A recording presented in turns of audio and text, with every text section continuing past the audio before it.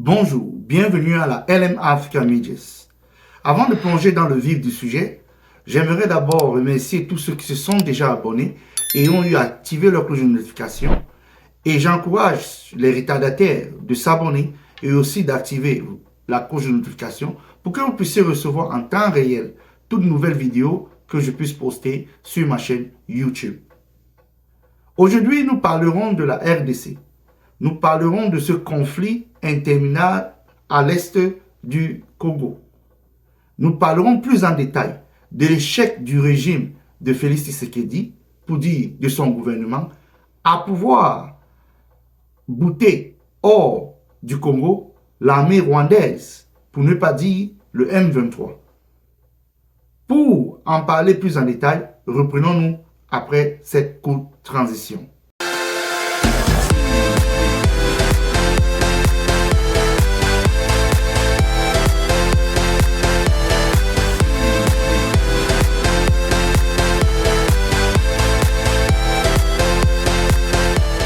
Une fois de plus, bonjour.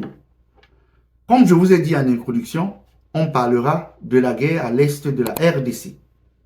Donc j'aimerais qu'on écoute d'abord ce discours du président Félix Tshisekedi pour vous montrer à quel niveau l'échec de Tshisekedi et son gouvernement se trouve. Et pour que vous-même, vous faites votre propre analyse. Écoutons-le et reprenons-nous juste après. Je voudrais ici interpeller directement la communauté internationale et l'Union africaine. Le Rwanda continue de violer ouvertement et sans scrupule les principes fondamentaux de la Charte des Nations Unies ainsi que les accords régionaux. Pire, ces agissements se déroulent dans une impunité totale et ce, avec un mépris manifeste des règles internationales et des valeurs que ces institutions sont censées défendre. Cette attitude arrogante, qui ne cherche même plus à masquer ses forfaits, est une provocation inacceptable à l'égard de notre souveraineté et de la stabilité régionale. La présence de milliers de soldats rwandais sur notre sol, leur soutien politique, logistique et militaire à leur pantin du M23, ainsi que leur implication dans l'exploitation illégale de nos ressources naturelles, nous conduisent tout droit à une escalade aux conséquences imprévisibles, mettant en danger toute la région des Grands Lacs. Votre silence et votre inaction face à la barbarie du régime de Kigali et aux atrocités perpétrées par ses supplétifs sur notre territoire constituent un affront non seulement à la République démocratique du Congo, mais également aux valeurs universelles de justice et de paix. Le peuple congolais prend acte de cette passivité qui frôle la complicité. Soyez sûrs d'une chose, la République démocratique du Congo ne se laissera pas humilier ni écraser. Nous nous battrons et nous triompherons. Congolaises et Congolais, l'heure est certainement grave, mais notre détermination est encore plus inébranlable. Ce moment critique nous offre l'opportunité de montrer au monde ce qui fait notre force, c'est-à-dire notre unité sans laquelle tous nos efforts seraient vains. Je vous appelle à être vigilants, mais à ne pas céder à la haine, aux divisions ou à la violence. J'appelle donc la nation entière, hommes et femmes, jeunes et vieux, acteurs politiques, opérateurs économiques, membres de la société civile, confessions religieuses, artistes et sportifs à se mobiliser, à faire bloc derrière nos vaillantes forces armées et à contribuer chacun à son niveau à l'effort de guerre. J'ai instruit le gouvernement de mettre en place des mesures rigoureuses de réduction du train de vie des institutions et de leurs animateurs afin que les ressources ainsi économisées soient directement réorientées vers le soutien à nos forces armées. Après avoir écouté ce discours du président Félix Tshisekedi, pensez-vous qu'il soit cohérent? Je ne pense pas.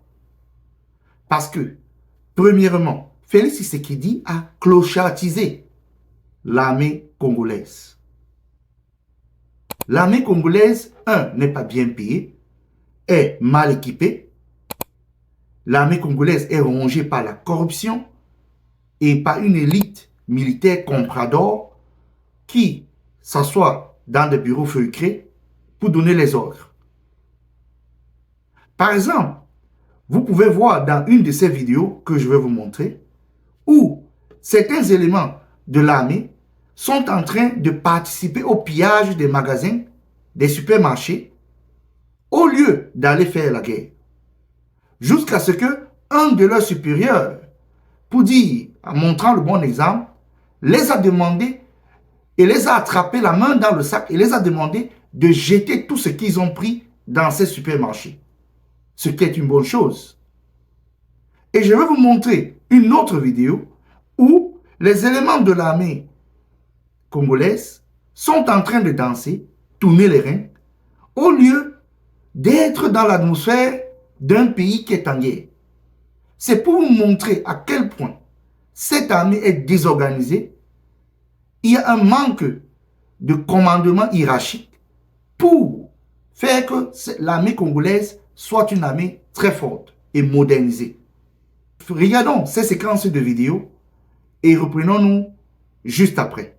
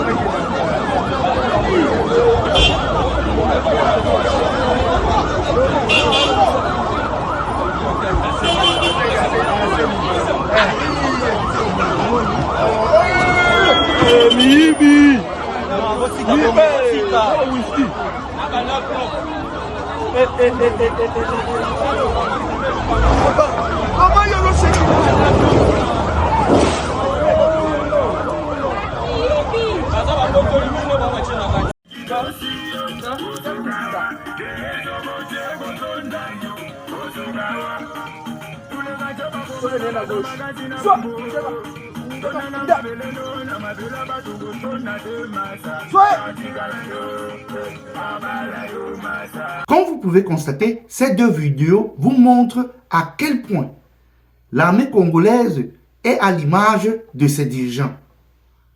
Alors que Félix Tshisekedi et son gouvernement sont partis chercher des mercenaires bulgares et romains pour venir combattre au nord Kivu contre l'armée rwandaise, pour ne pas dire le M23. Ces mercenaires n'ont même pas pu combattre, même d'un bout. Ils sont en train de rentrer pour aller enjoy et ils ont été évacués ou en plus du côté du Rwanda. Donc ils sont en train de rentrer, jusqu'à un a même dit que cette guerre, c'est une guerre fratricide.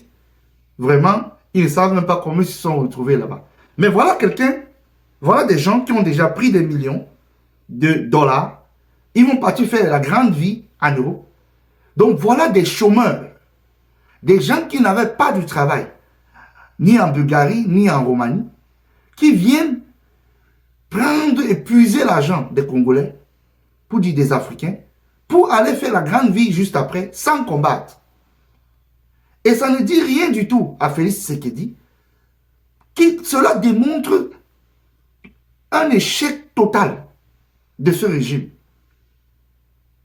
Et aussi, vous voyez que l'armée congolaise est payée en monnaie de change. Et peut-être c'est même le problème pour lequel ils ne veulent même pas s'engager à fond et de combattre. Et voilà pourquoi ils sont amenés à aller aussi faire les pillages comme tout citoyen qui a besoin, qui est en famille, qui a besoin de manger. Ça montre à quel point Félix Tshisekedi et son gouvernement, ils ont échoué. Et vous pouvez écouter comment Moïse Katumbi, dans une des vidéos, avait même déjà parlé de ces mercenaires que Félix Tshisekedi part chercher pour venir combattre au nord Kivu, sud Kivu, pour dire à Goma, alors qu'il a son propre ami, qu'il équipe d'abord mal, qui n'est pas organisé, mais il ne les paye même pas en plus à la hauteur de leur service. Mais il est prêt à aller sacrifier des millions à jeter dans la poubelle, des millions de dollars pour des chômeurs qui ne sont pas capables de combattre en République démocratique du Congo, pour dire à l'est du Congo.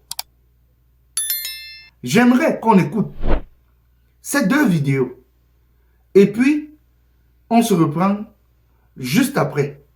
Comment ces mercenaires vont, ils sont là avec les sacs, ils n'ont même pas l'air des gens qui ont même participé même à 2 minutes de combat. Écoutons cette vidéo et reprenons-nous juste après.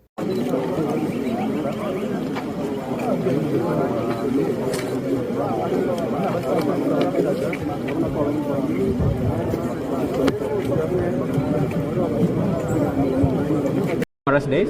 Well, Goma is devastated because of the war, you know. Because Because of all this happening, the war and between the Rwandan and the Congolese. as you go back home, what could be your message to your colleagues in Goma? People have been working together last year. Who, I don't know, really. We are just relieved because we can go finally home. Okay. Yes. Le militaire là, vous allez voir, je ne vais pas aller chercher à gauche, à droite. Vous allez chercher des pays qui nous ont agressés pour remettre la paix chez nous. Non, nos militaires à nous, bien motivés, bien payés, ils vous terminent la guerre après 3 mois. Aujourd'hui, on est allé chercher même des mercenaires. Non, et l'argent qu'on paye le mercenaire, les mercenaires qui sont à l'est du pays, qu'on a amenés, on leur paye plus de $10 000. Mais un militaire congolais, hein, un militaire congolais qui touche $150, est-ce que, Kalonji-toi, moi je touche $10 000, je ne vais pas au front. Toi tu touches moins de $150, est-ce que tu vas être motivé? Voilà l'échec total. Comme vous avez vu dans cette vidéo, ces mercenaires vont aller enjoy l'argent des Congolais sans avoir travaillé, sans avoir combattu. Et c'est là que vous pouvez comprendre pourquoi le discours de Félix Tshisekedi est un discours vide, inutile, sans acte fort pour défendre l'intégrité du territoire de la RDC. Et dans la vidéo qui va suivre, vous verrez comment un des chefs du rebelle du M23, le nommé Willy Ngoma, a humilié un de ses mercenaires en lui demandant même de s'asseoir, de se lever et l'avertir de ne plus mettre pied au Congo. Donc voilà un mercenaire que Félix Tshisekedi est parti chercher. Et d'après même une vidéo, ce mercenaire travaillait même comme garde rapproché du président Félix Tshisekedi. Peut-être après avoir servi là-bas, on a peut-être eu, ou bien Félix Tshisekedi a pensé à l'envoyer à Goma avec ses collègues chômeurs pour dire qu'ils vont travailler comme des mercenaires. Mais il se fait humilier. Dans cette vidéo, ça montre à quel point ces mercenaires n'ont rien fait du tout. Ils sont venus puiser l'argent du peuple congolais et les laisser dans leur souffrance et aller vivre leur belle vie de retour en Bulgarie et en Roumanie. Regardons comment ce Willy Ngoma est accueilli comme un roi à Goma. On ne sait pas. Bon, je ne peux pas affirmer si c'est certifié ou bien c'est un truc monté et filmé. Mais il a accueilli comment certaines personnes dans la ville de Goma sont en train d'applaudir de son arrivée. Regardons ces coups de vidéo et reprenons-nous juste après. J'étais instructeur militaire. Donc tu étais instructeur, mais où est-ce que tu as fait l'armée toi? L'instruction? À la Légion étrangère. La Légion étrangère, dans quel pays? En France. En France. Donc tu quittes là, tu as fait ça en France pour venir se battre contre nous. Alors on se bat pour l'avenir de nos enfants. Assieds-toi. Partez!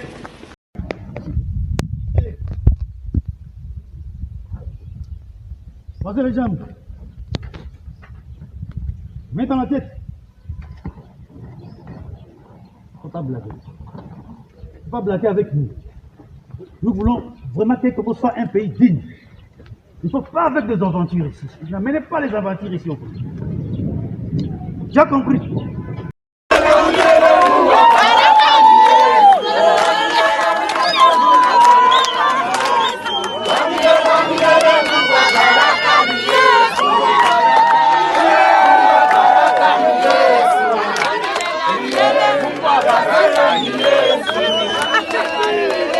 À travers cette vidéo que vous voyez, Willy Ngoma en train d'être applaudi dans la ville de Goma, c'est une manière pour l'Union européenne, pour dire l'OTAN et Washington, à préparer le peuple congolais à décrédibiliser Tshisekedi et son gouvernement et à mettre en place un chemin pour que le peuple congolais se prépare à une sécession.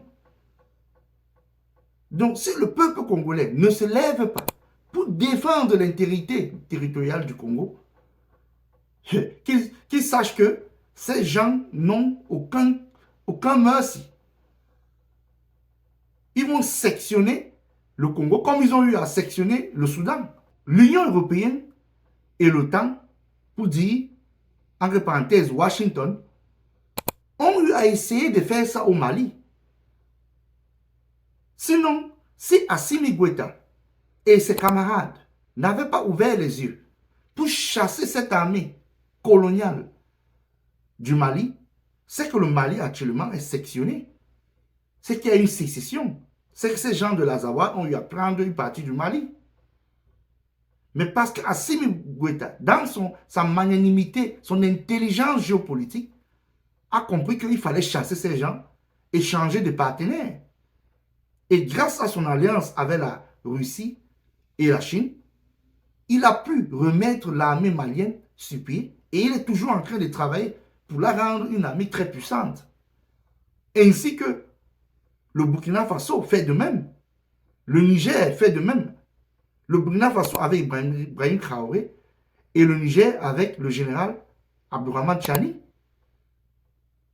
Mais Tshisekedi passe son temps à faire les grands écarts parce qu'il veut être entre deux différentes puissances. Il veut jouer un jeu. Tantôt aujourd'hui, on le voit avec l'Union européenne et l'OTAN pour dire Washington. Et après demain, il vient faire semblant, il est avec la Russie et la Chine. Tshisekedi, ça ne fonctionne pas comme ça. La géopolitique ne fonctionne pas comme ça. Ces gens vont te bouffer. Tu n'es pas malin que ces gens. Ils vont te bouffer. Et ils sont même déjà en train de te bouffer.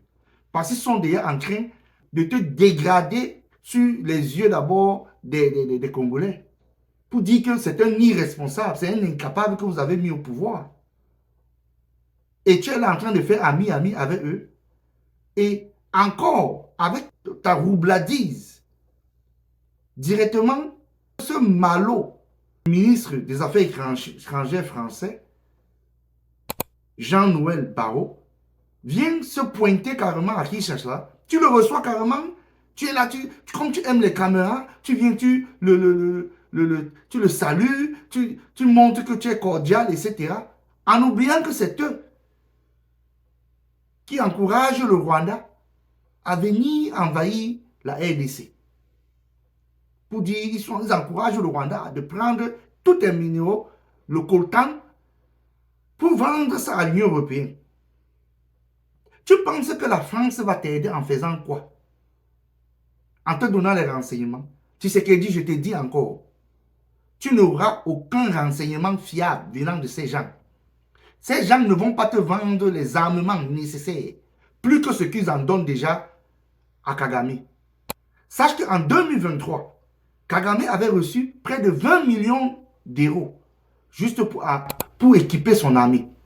Tu penses que cet argent est parti directement pour son armée? Tu penses qu'il n'a pas utilisé ça pour financer sa milice du M23 pour dire l'armée rwandaise pour venir prendre une partie du Congo? Mais tu sais qu'il dit, mais bon Dieu, réfléchis. Ne sois pas si naïf. Tu es quand même un chef d'État qui a le minimum de renseignements. Donc tu penses que ces gens-là, ce Jean-Noël Barrot, va venir te dire que quoi? Il ne va rien te dire. Il est venu te perdre du temps pour te dire comment oh, la communauté internationale, depuis que la communauté internationale parle là, tu les as vus même seulement imposer les sanctions économiques et politiques au Rwanda. Non, ils ne vont pas le faire. Ils sont dans les condamnations. On condamne Kagame d'avoir envahi le Congo. On condamne fermement. Ils ont vu les mots là, les expressions à 2 balles là. Non, le Rwanda doit quitter à l'immédiat. Qui va faire quitter le Rwanda à l'immédiat? Ce sont les patrons de Kagame. Ils sont dans le film. Ils t'ont mis dans un film terrible, tu sais ce qu'il dit. Peut-être même, on ne sait même pas si tu vas t'en sortir de ce film. Hein. Parce que l'acteur et le chef bandit, c'est Kagame. Hein.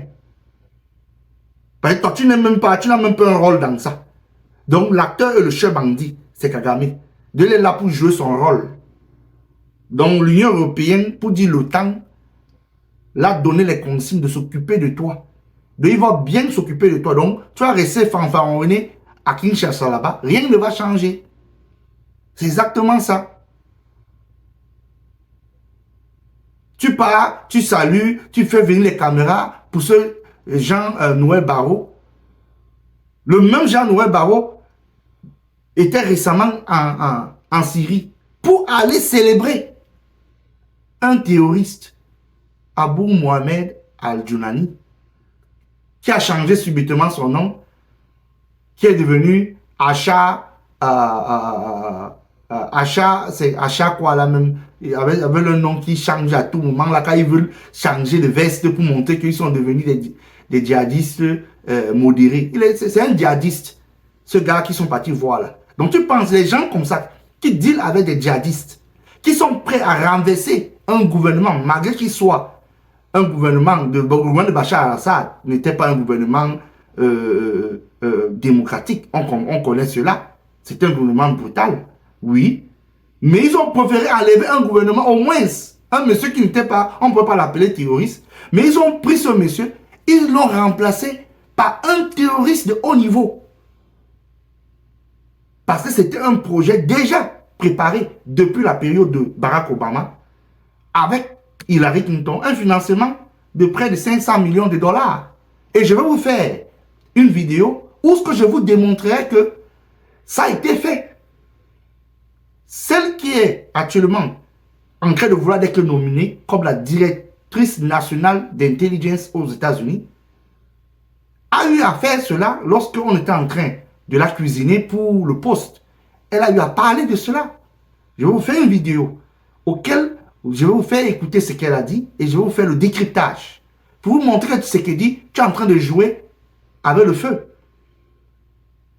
Donc écoutons et regardons cette vidéo de la visite de Jean-Noël Barrot à Kinshasa, qui est venu rapidement parce qu'il est là pour ses intérêts et est venu voiler les yeux de Félix Tshisekedi. Regardons et reprenons-nous juste après cette coupe de vidéo.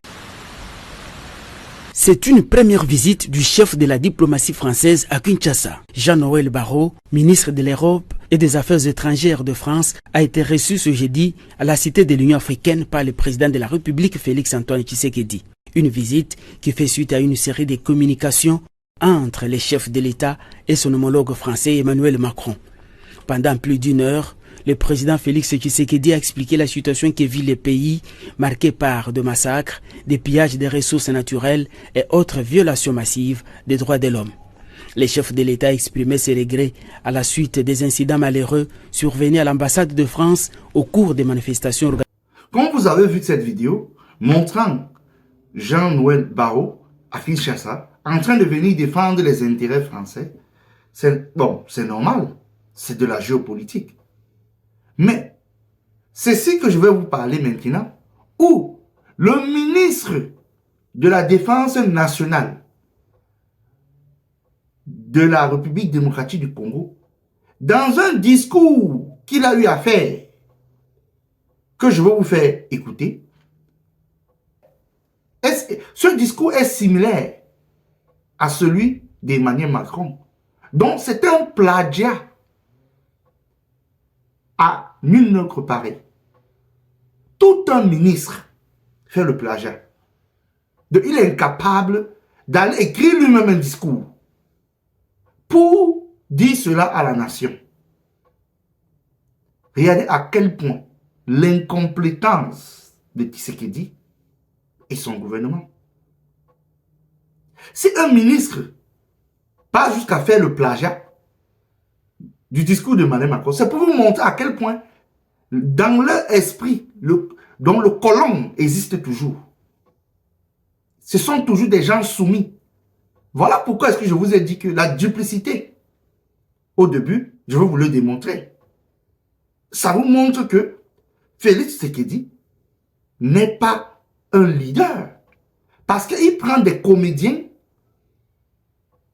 des gens incompétents qui met dans des postes, des rigolos, qui viennent faire le plagiat en pleine télévision.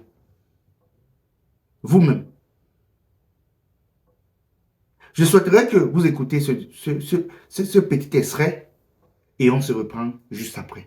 Votre force, c'est la cohésion qui vous rassemble et la constance de votre engagement. Elle est unanimement saluée. Votre honneur, c'est le respect de la mission pour laquelle vous donnez tout, avec un courage et un enthousiasme qui font l'honneur de notre pays.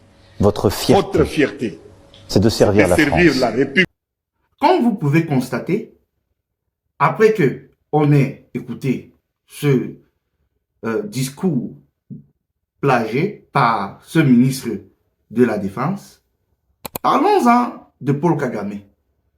Voilà dans un tweet de Cyril Ramaphosa, le président sud-africain, où est-ce qu'il était en train de résumer la situation dans X, ce n'est plus appelé Twitter, dans son compte X, il est en train de résumer la situation de la RDC, où est-ce que l'armée sud-africaine, étant envoyée là-bas comme ogre de la paix, mandatée par l'ONU, a eu à perdre des soldats avec l'armée des pays aussi frontaliers, Malawi, etc., de certains pays en Afrique qui ont été assignés pour ça. Près de 12 à 13 soldats de différentes nationalités, inclus sud-africaines, ont été tués par l'armée de Kagame, pour dire le M23. Mais il a eu à résumer cela en pointant le doigt et en voyant la faute à Kagame. Directement, Kagame est reparti à Twitter pour dire dans le compte X, où est-ce que dans le post, comme vous pouvez voir à l'image, le point 6, Kagame a menacé le président sud-africain Cyril Ramaphosa. Astaghfirullah. Il a menacé le président sud-africain que si le président sud-africain veut dealer, veut qu'il deal une confrontation, le Rwanda est prêt. Regardez-moi le petit Rwanda. Petit comme ça là. Je ne suis pas sûr si le Rwanda est plus grand que le littoral, que Douala au Cameroun. Mais regardez-moi le petit Rwanda qui menace toute une région de l'Afrique de l'Est. Mais il a menacé Cyril Ramaphosa, le président angolais Lorenzo et Tshisekedi de coups et de blessures. Tous ont pris pour eux des scampettes. Ils ont fui. Parce que Kagame les a vectorisés. Mais on sait très bien que Cyril Ramaphosa n'est pas bête. Il sait que Kagame ne peut que parler comme ça. Parce qu'il a la confirmation de ses maîtres que si quelqu'un tente de te toucher, on va le traiter. Et vous savez très bien que l'Afrique du Sud a comme pour ennemi juré Israël de Netanyahou. Donc ça veut dire que Cyril Ramaphosa a vu ça de loin. Il a compris que le gars est en train de vouloir amener l'OTAN dans cette histoire.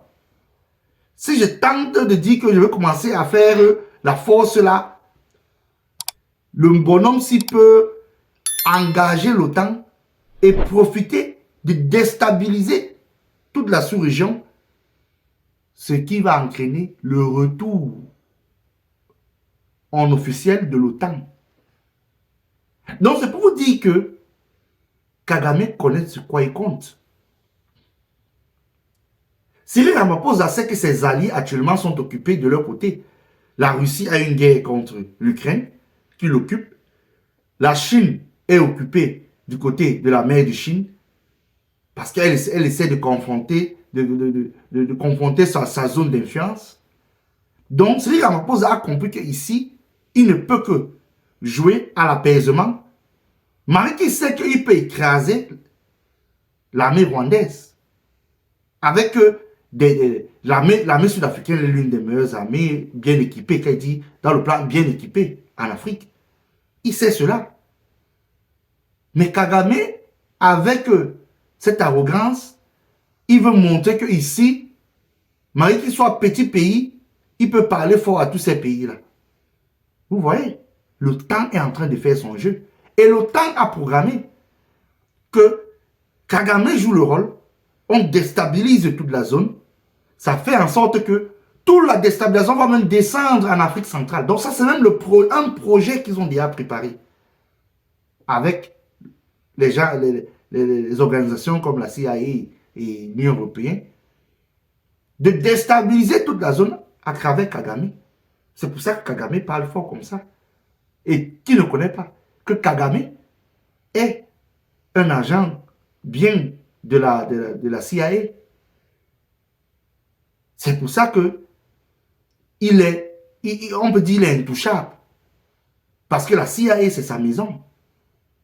Kagame entre aux États-Unis, sort comme il veut, avec des millions de dollars. Parce qu'il fait du bon travail. C'est le bon garçon de Washington, de Paris et de Bruxelles. Donc, il connaît ce quoi il compte. Donc, écoutons ce petit discours que Kagame a eu à faire concernant la situation en RDC et revenons-nous juste après. For the last 2 days, on Monday and today this morning, I spoke with the President of South Africa who sought me out to speak with me on this matter because of their involvement in Eastern Congo. And he's also there pretending to be playing a peacemaker role. And he has a force that has been fighting alongside FDLR and has been fighting the M23 on the instructions of Tshisekedi because these are people who are not supposed to be in Congo. That these are from Rwanda, or the M23 are not Rwandans, please. These are Congolese, and one time he accepts it, then another time he says no, part of it is yes, and then the other part is from Rwanda, and these are he keeps on going. And how do we, leaders of our own countries, accept this to go on forever and just accept that we shall be manipulated by Tshisekedi or whoever is supporting him? And South Africa dares even issue threats about what is likely to happen after that and so on and so forth. Of course, we will see what threats they are talking about. Maybe they should have done that exactly for which they have been issuing threats. They should have done it to clean up the mess in Eastern Congo, or to fight back those who have been trying to clean up the mess. Quand vous avez écouté Kagame, Kagame est tellement conscient. Est-ce que Félix Tshisekedi est d'abord encore l'homme de la situation en RDC au Congo? Non. Je pense non. Félix Tshisekedi et son gouvernement ont échoué dans la totalité. Ils ont été incapables de défendre l'intégrité de la RDC. Voilà pourquoi est-ce que le Congo, pour dire la RDC, a besoin d'un leader charismatique, d'un panafricaniste de sang, d'un patriotisme de nul autre pareil pour prendre ce pays. Parce que si ce sont ces rigolos-ci, ces comédiens-ci qu'on voit là actuellement, je ne vous mens pas, le Congo sera sectionné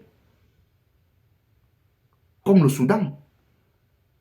Donc, c'est quelque chose que il faut que les Congolais se réveillent pour défendre l'intégrité de leur pays. Sinon, Kagame va continuer son travail. Et je veux me dire, peut-être dans le viseur de Kagame, Kagame est le Netanyahou de l'Afrique. Il est dans l'expansion. Donc, Kagame va avancer. Donc, ça veut dire si Kagame sectionne la RDC, on ne dit rien. Ah, il va dire, il va avancer ailleurs. Il avance à gauche, il avance à droite. Après, il descend en Afrique centrale.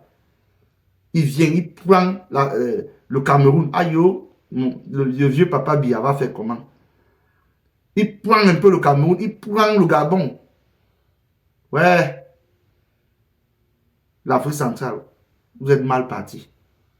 Donc, vous-même là, vous vous dites que la guerre, c'est là-bas, un peu loin là. Non, la guerre à côté de vous. Parce que Kagame vient avec, pour vous tous. Kagame, c'est l'enfant fidèle de l'OTAN. Donc, celui qui s'amuse, comme il a vectorisé Ramaphosa là, il va le blinder. C'est ça. Bon, c'était tout pour cette vidéo. Je vous remercie énormément pour ceux qui continuent à s'abonner sur cette chaîne et à activer la cloche de notification. Sur une autre vidéo, je vais parler du sujet de Tulsi Gabbard, qui est la prochaine nominée du gouvernement de Trump comme directeur national d'intelligence, qui a eu à parler de le plan qui avait été fait pour que la Syrie, ces leaders qu'on voit actuellement, soient là. Je vais faire une petite vidéo sur ça et je vous remercie. Je vous demande de rester connectés et on se voit à la prochaine.